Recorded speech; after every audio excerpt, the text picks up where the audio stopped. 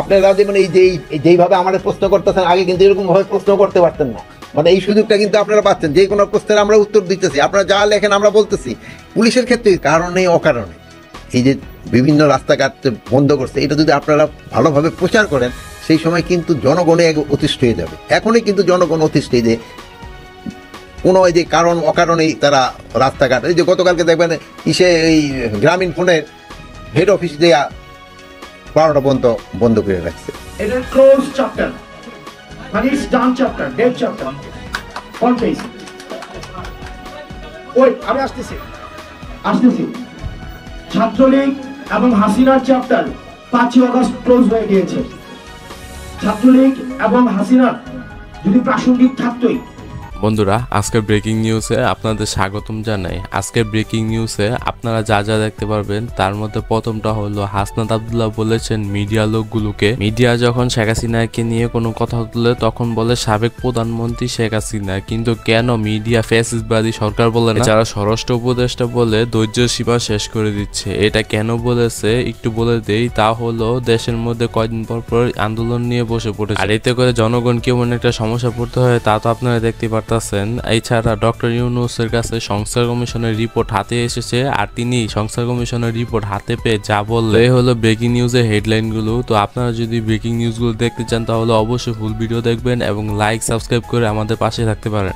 এই সামান্য দু কথা দিয়ে শুরু করলেন, আমাদেরকে জানালেন, কতজনের মাথা নাড়া দেখলাম,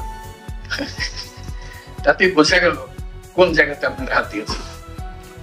এই দুটো সংস্কার কমিশন গুলো এমন জিনিস, বাংলাদেশের বা যে কোনো দেশে হয়, বাংলাদেশের হেনস নাগরিক নাই যে তাদের টাচ হয়নি।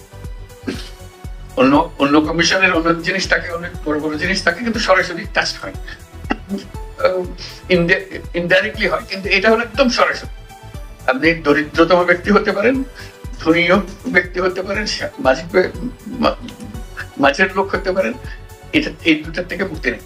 এই দুটির সঙ্গে আপনাকে সম্পৃক্ত হতেই হবে।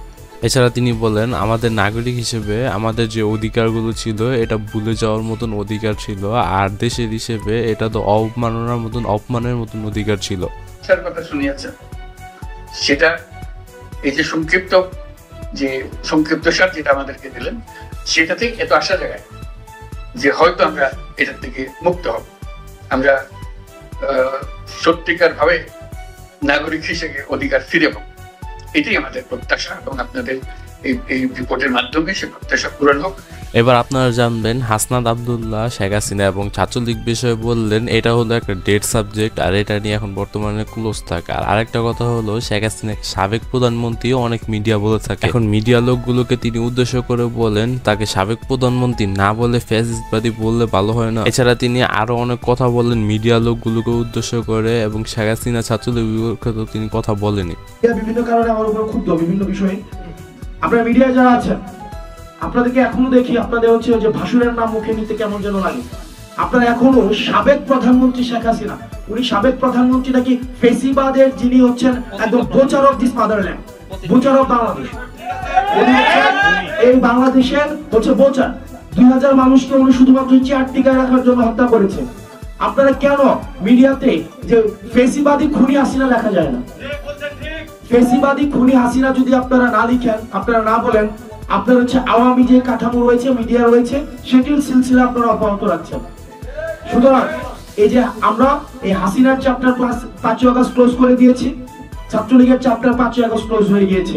5 আগস্ট পরবর্তী বাংলাদেশে আমাদের ফেসিবাদ বিরোধী যে রাজনৈতিক দলগুলো রয়েছে তাদের সাথে আমাদের মতের পার্থক্য হবে, কথার পার্থক্য হবে। বন্ধুরা, আজকে ছোট ব্রেকিং নিউজের মধ্যে আপনারা এখন দেখতে চলেছেন সর্বশেষ ব্রেকিং নিউজটি। তা হলো স্বরাষ্ট্র উপদেষ্টা কেন বলেছেন আমাদের ধৈর্য সীমা শেষ করে দিচ্ছে। আমি আগেই বলেছিলাম স্বরাষ্ট্র উপদেষ্টার এটা বলার কারণ হচ্ছে দেশের বিভিন্ন কারণে আন্দোলনের দাবি নিয়ে রাস্তাঘাটে নেমে চলেছে, আর এতে করে জনগণের বিভিন্ন সমস্যা দেখা দিচ্ছে। গাইস, আরেকটা কথা হলো আপনারা চাইলে লাইক এবং সাবস্ক্রাইব করে আমাদের পাশে থাকতে পারেন, এবং যদি মনে হয় ভিডিওটি শেয়ার করার মতন তাহলে অবশ্যই শেয়ার করতে পারেন আপনার যার কাছে মনে হয়।